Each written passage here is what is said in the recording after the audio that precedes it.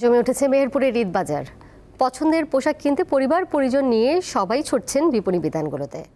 এদিকে দিনাজপুরের দর্জিপাড়ায় ঘুম নেই কারিগরদের। ওয়ালটন আবারও মিলিয়নিয়ার অফারে ওয়ালটন ফ্রিজ কিনে আপনিও হয়ে যেতে পারেন মিলিয়নিয়ার।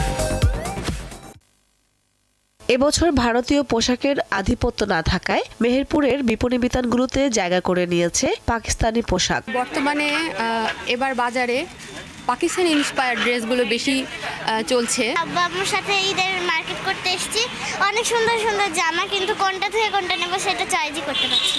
এইবার হচ্ছে আমরা মসলিনের মধ্যে দেখতে পাচ্ছি, জারকন যে পাথর সেগুলোর মধ্যে দেখতে পাচ্ছি। তোয়াক্কেল, দিল্লি বুটিক্স, জর্জেট, অর্গেঞ্জা, সুতির হাতের কাজের পোশাকের চাহিদা এবার সবচেয়ে বেশি বলে জানান বিক্রেতারা। 2024-এর রমজানে যেটা দেখেছি, উপচে পড়া ভিড় ছিল, মানুষের বাজারে আনাগোনা ছিল।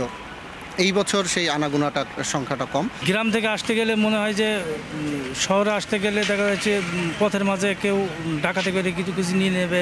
এবার মানসম্মত পোশাক পাওয়া গেলেও দাম নিয়ে রয়েছে ক্ষোভ। গভীর রাত পর্যন্ত বিপণী বিতানগুলো চালু থাকায় চুরি ও ছিনতাইয়ের আশঙ্কাও রয়েছে। তবে বাজার নিরাপত্তায় কাজ করছে পুলিশ।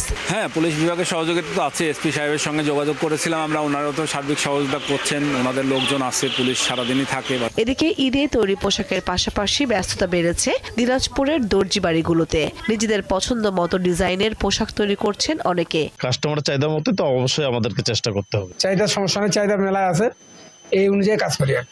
এমনি নতুন যেগুলা ডিজাইন এখন তো এই মাসে নেই না, আমরা একটু কম নেই, সময়ের মধ্যে করে দেয়, ঈদের আগে আমরা পেয়ে যাই।